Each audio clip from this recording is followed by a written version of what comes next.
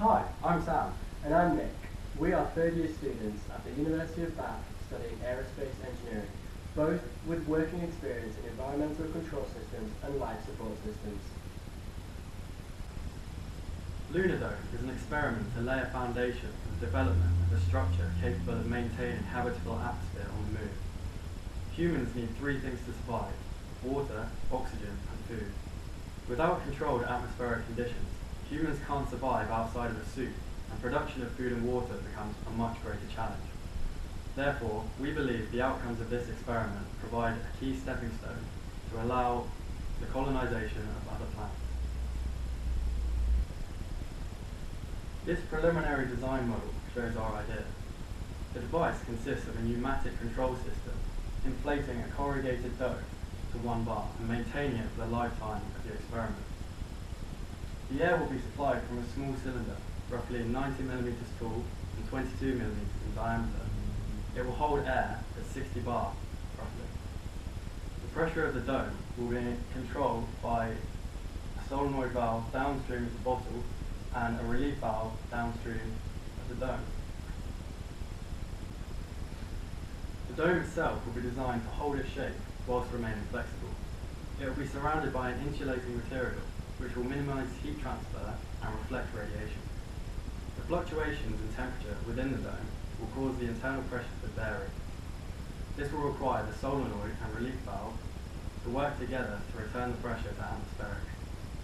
A control system is therefore required.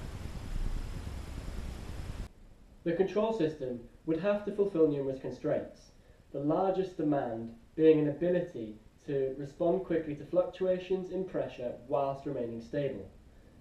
From the assumption that a solenoid valve would be used, a transfer function was calculated, and a control block diagram was designed.